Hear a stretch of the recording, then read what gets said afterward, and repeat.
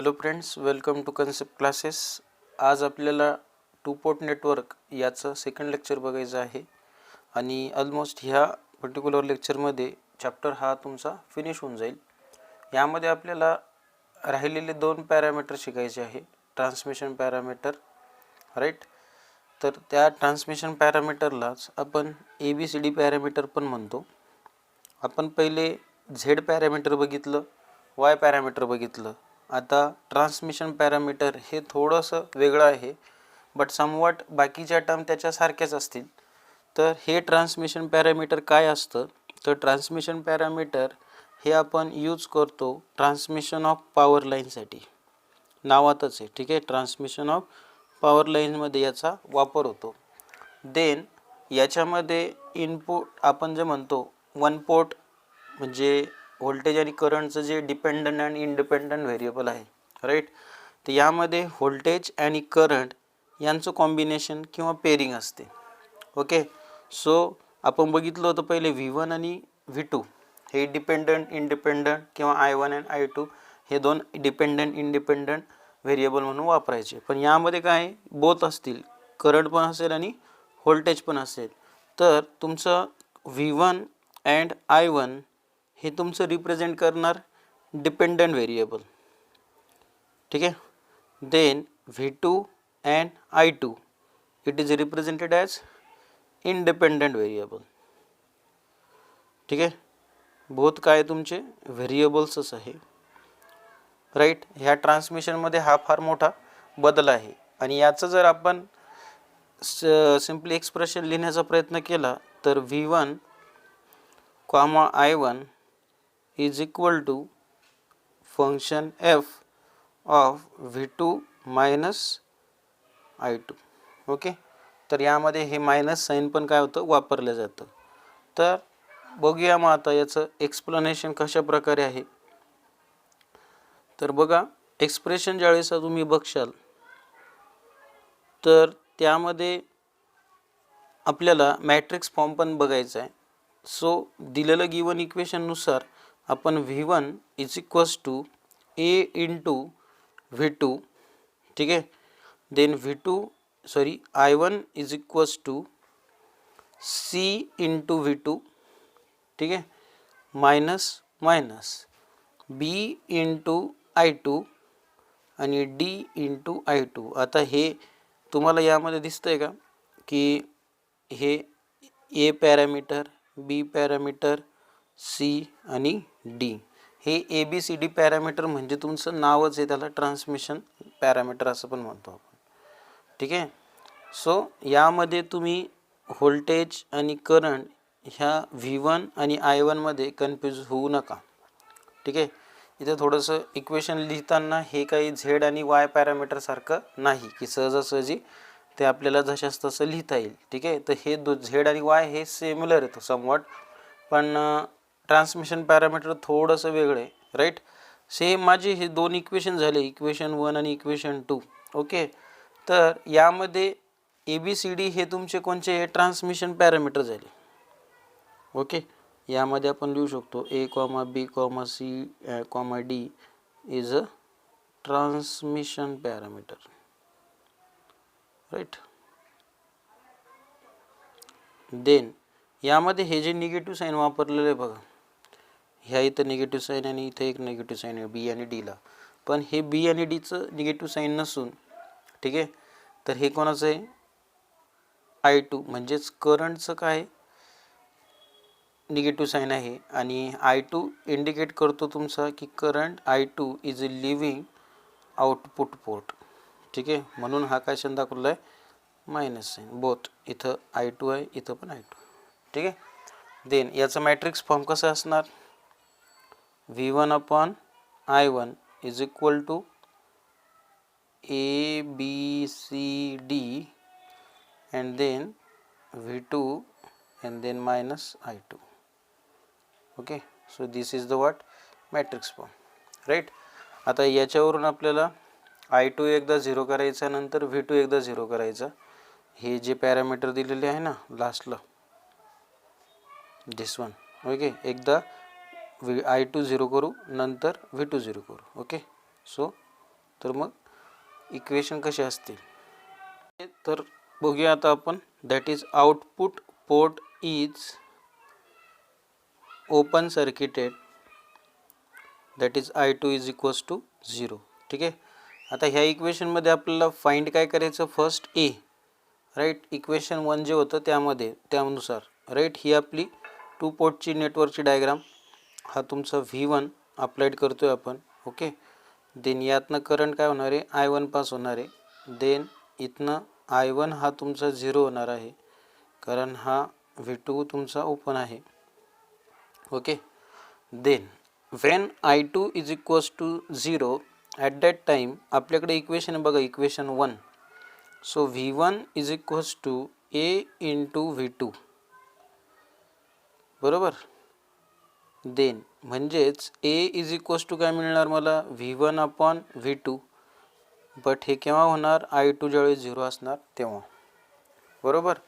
मग ह्या कंडिशनमध्ये तुम्हाला जो A रिप्रेझेंट करतोय, ओके, तर हा ए काय सांगतो तुम्हाला, that is a reverse voltage gain. Okay. आणि ह्या रिव्हर्स व्होल्टेज गेनला युनिट नाही, इट इज अ युनिटलेस क्वांटिटी. ठीक आहे. सो हे तुमचं काय आहे, फाइंड ए. त्याचप्रमाणे इक्वेशन ए नुसार, 1 नुसार आपण फाइंड काय करू शकतो, सी पॉईंट, बरोबर. सी पॉईंट फाइंड करण्यासाठी पुन्हा I2 तुमचा 0च आहे. मग I2 ज्यावेळेस 0 असेल तर इक्वेशन 1 काय सांगतं आपल्याला, इक्वेशन 2 काय सांगतं, I1 is equals to C into V2. So C is equals to I1 upon V2 when I2 is 0, बरोबर. त्यावेळेस हा सी पॉईंट काय सांगतो आपल्याला, that is a transfer admittance. ठीक आहे. आणि ट्रान्सफर ॲडमिटन्स याचं युनिट असतं मोह, ओहमचं उलटं, याला काय म्हणतो आपण, मोह, MHO. So it has a unit. ठीक आहे.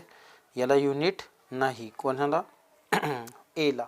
ओके. आणि एला काय म्हणतो आपण, रिव्हर्स व्होल्टेज गेन, आणि सीला म्हणतो आपण ट्रान्सफर ॲडमिटन्स, आणि त्याचं युनिट मोह. ओके. जसं आपण ए आणि सी फाइंड करतोय त्याप्रमाणे आपण बी आणि डी पण फाइंड करू शकतो, राईट. तर यामध्ये बघा आता, output port is a short circuited, म्हणजेच तुमचं V2 इज इक्वल्स टू काय, 0 आहे. मग आता ज्यावेळेस V2 0 असेल तर त्यावेळेस तुमची डायग्राम ही V1 पॉझिटिव्ह निगेटिव्ह. ओके. यातनं I1 पास होणार, देन इथनं काय पास होणार, I2, बरोबर. आणि इथून पण काय होणार, that is I2. But V2 काय असणार तुमचा, 0. मग आपल्याला काय फाइंड करायला लागणार आता, फाइंड व्हॉट, दॅट इज बी. मग तर बी फाइंड करायचं तर पुन्हा इक्वेशन 1 लक्षात घ्यावं लागणार. V1 इज इक्वल्स टू काय असतं, मायनस बी इंटू I2. ठीक आहे. म्हणजे बी इज इक्वल्स टू काय मिळणार, मायनस V1 अपॉन I2. त्यावेळेस V2 तुमचा काय असतो, 0, राईट. देन मग आता बीला पण काहीतरी नाव असणार, बरोबर. सो बीचं नाव आहे ट्रान्सफर इम्पिडन्स. ठीक आहे. आणि याचं युनिट असतं, that is ohm. Okay. Then next, आता जसं तुम्ही फाइंड बी केला त्या पद्धतीने फाइंड काय करू शकता, डी, राईट. मग डी फाइंड करण्यासाठी पुन्हा equation 2, I1 is equals to minus D into I2. So D is equals to minus I1 upon I2. At that time V2 is 0. Okay. मग V2 ज्यावेळेस 0 असेल पुन्हा तुमचा डी काही रिप्रेझेंट करणार, म्हणजेच काय असणार, तो रिव्हर्स करंट गेन. ठीक आहे. आणि हे काय तुमचं युनिटलेस क्वांटिटी. ठीक आहे. जसं तुमची क्वांटिटी ही जी सी होती, ए होती, ही काय होती, युनिटलेस होती, त्याप्रमाणे डी आता ही काय, युनिटलेस. ओके. सो ह्या 2 कंडिशनवरनं आपण simply A, B, C and D या काय करू शकतो, फाइंड करू शकतो. यानंतर आपल्याला बघायचं आहे बघा, that is a condition of symmetry. मग आता कंडिशन ऑफ सिमेट्री हे काय रिप्रेझेंट करतं बघा. आपल्याला माहिती आहे सिमेट्रीसाठी काय असतं, सारखे V1/I1 आणि V2/I2. Okay, so first condition of symmetry कुठले कंडिशन लागतील बघा. V1/I1 is equals to V2/I2. ही सिमेट्री आपण ऑलरेडी बघितलेली. याला आपण जर रिअरेंज केलं टर्मला, ठीक आहे, so V1/V2 divided by I1/V2 is equal to minus I1/I2 is equals to I1/V2. Okay, म्हणजेच A divided by C is equals to D divided by C. C get what? Cancel. So A is equals to D. This is your condition of symmetry. त्याच पद्धतीने condition of reciprocity, ठीक आहे. रेसिप्रोसिटीमध्ये V1/I2 is equals to V2/I1 हे mismatch असतं. याला आपण rearrange केलं तर AD minus BC is equals to किती असतं? 1. ठीक आहे, तर ह्या कंडिशन आहे आणि याच्यावर एक सॉल्ड एक्झाम्पल दिलं आहे, तर ते आपण बघूया. ओके, तर यामध्ये बघा एक एक्झाम्पल दिलेलं आहे solved example on transmission parameter, म्हणजे ABCD पॅरामीटर. बघा एक सर्किट डायग्राम आहे, त्यामध्ये तुम्हाला इनपुट V1 देन आउटपुट तुमचं V2, राईट, अँड देन एक तुमचं T टाईपमध्ये हे नेटवर्क आहे. देन तुम्हाला फर्स्ट कंडिशन माहिती आहे A आणि C फाइंड करावं लागतो, नंतर B आणि D. ओके, तर हे फाइंड करण्यासाठी आपल्याला माहिती आहे, एकदा आपण I2 काय करतो? 0 करतो. तर आपण आत्ताच इक्वेशन बघितले होते, V1 A साठी कसा फाइंड करणार आणि C साठी काय फाइंड करणार. ओके, V1 अप्लाय करा आणि V2 हा काय करणार? Short, right. त्यावेळेस तुमच्याकडे तर इक्वेशन डायरेक्टली आहे V1/V2 वगैरे, राईट. तर याच्या अक्रॉस तुम्हाला काय करायचं आहे, जर V2 हे कोणाच्या अक्रॉस फाइंड करायचं आहे तुम्हाला? 6 ओहमच्या, म्हणजे ह्या, बरोबर. तर मग V2 फाइंड करण्यासाठी तुम्हाला 6 + 5 का? कारण हा तुमचा शॉर्ट झाला, म्हणजे I2 यातून करंट 0 होईल, म्हणजे हा 6 आणि 5 हे काय झाले तुमचे, याच्या अक्रॉस तुमचा V2 फाइंड करायचा, म्हणजे V2 6 divided by 6 + 5 into what? V1. So you get V1/V2 that is 11 divided by 6. Okay, so अशाप्रमाणे तुम्हाला काय मिळणार? A. त्याचप्रमाणे काय फाइंड करू शकतो तुम्ही? C फाइंड करू शकता. ओके, तर बघा C त्यांनी कसा फाइंड केला आहे? I1/V2. तर करंट पहिले तुम्हाला फाइंड करून घ्यावं लागणार. ओके, तर करंट किती मिळतो तुमचं? 1 divided by what? 6, that is 0.167. Similar पद्धतीने हेच तुम्हाला B आणि D सोबत करायचं आहे. तर B आणि D सोबत करत असताना Dची कंडिशन मायनसच्या फॉर्ममध्ये -I1 divided by I2. Okay, आणि देन तुमची Bची कंडिशन पण देखील तीच आहे मायनसच्या फॉर्ममध्ये, राईट. तर यामध्ये तुम्हाला जो करंट मिळतो आहे I2, बघा तो 6 divided by 6 + 4, म्हणजे हे कॉम्बिनेशन काय करता येते? वापरताय, राईट. का बरं? कारण तुमचा त्यावेळेस V2 काय हा 0 आहे, राईट. तर V2 0 असताना तुम्ही याच्या अक्रॉस काय करणार आहे? याला पॅरललमध्ये कन्सिडर करणार आणि पॅरललमधून तुम्ही तो I2 फाइंड करणार. ओके, आणि तो तुम्हाला 1/0.6 that is you get what? That is D. Similarly you find what? B, right. Similar पॅटर्नचे एक्झाम्पल आहे बघा, हे आपण जे बघितलेले पहिले, फक्त यामध्ये थोडंसं तुम्हाला करंट आणि व्होल्टेज फाइंड करताना थोडंसं लक्ष द्यायचं आहे. ठीक आहे, आता पुढचं आहे बघा लास्टचं, characteristic impedance Z0 of symmetrical T network. आता ह्या पर्टिक्युलर नेटवर्कमध्ये असतं काय? याच्यामध्ये सिम्पली तुमचा हा Z2, राईट, हा at the equally divide simply at connect असतो सेंटरला, आणि Z1 हे तुमचं जे इम्पिडन्स आहे, राईट, हा इक्वली डिवाइड होतो बोथ साईडमध्ये, राईट. देन आता हे सर्किट तुम्हाला सिम्प्लिफाय करण्यासाठी दिलेलं आहे बघा. तर सिम्प्लिफाय कसं करणार? तर characteristics impedance Z0 of symmetrical network, तर हे बघा यामध्ये हे फर्स्ट सिरीजमध्ये याला आपण Z1/2 प्लस Z0 याला आपण सिरीजमध्ये असल्यामुळं डायरेक्टली ॲड केलं. मग आता हे ज्यावेळेस तुम्ही ॲड करताय राईट, तर हा तुम्हाला काय होतो आहे, पॅरलल होतो आहे राईट. तर मग यांनी काय केलं, हे इक्वेशन याच्यासोबत पॅरलल बनवलं. म्हणजे Z2 इंटू वाट Z1/2 plus Z0/Z2 plus Z1/2 plus Z0, जे आपण पॅरललला वापरतो तेच वापरायचं आहे राईट. मग आता हे ज्यावेळेस तुम्ही ॲड करताय, ओके, हे म्हणजे सर्किट रिड्यूस झालं अशाप्रमाणे राईट.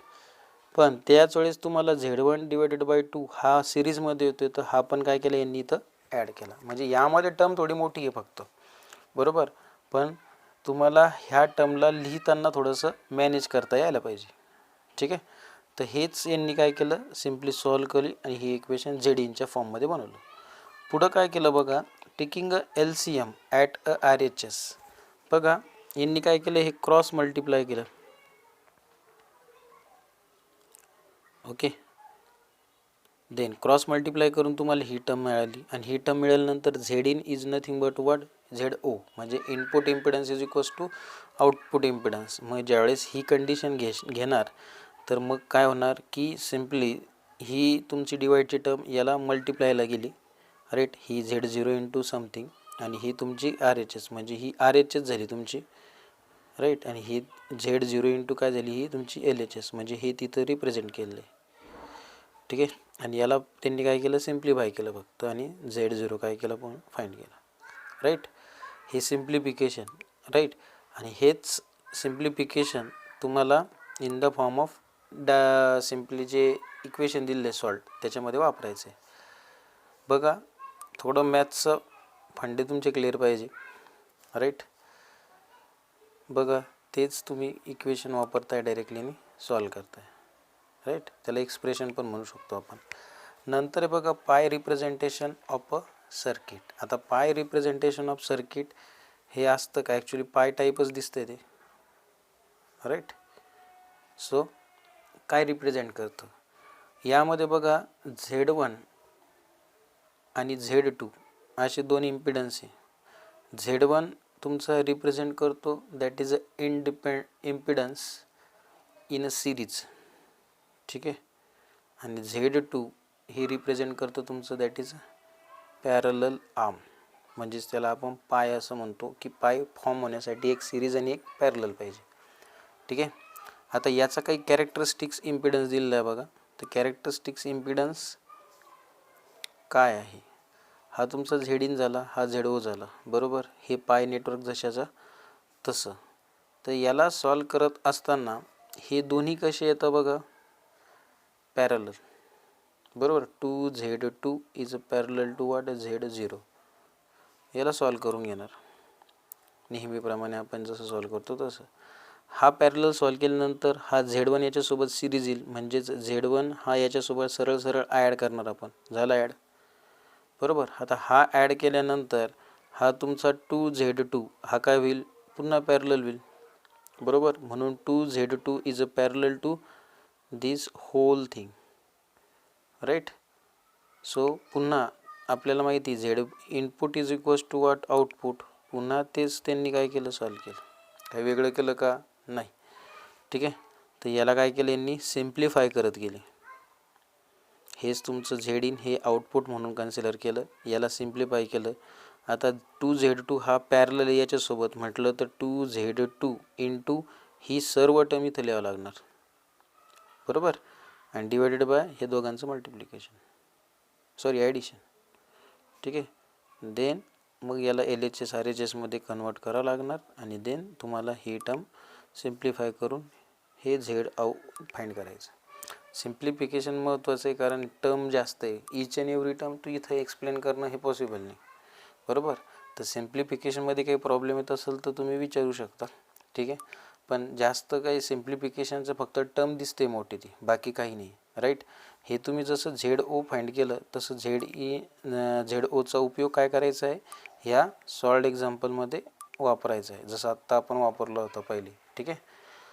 सो अशा इन दिस वे आपण हा लास्टचा चॅप्टर काय केला इथं फिनिश केला आहे. ठीक आहे. सो पॅरामीटर सोपे, फक्त पाय पॅरामीटर आणि या आधीचा आपला जो that is Z0 impedance right, T representation circuit, याला थोडंसं सर्किटच्या फॉर्ममध्ये. अदरवाईज चॅप्टर हा टोटली काय इझी आहे. Okay. So we will stop here. Thank you.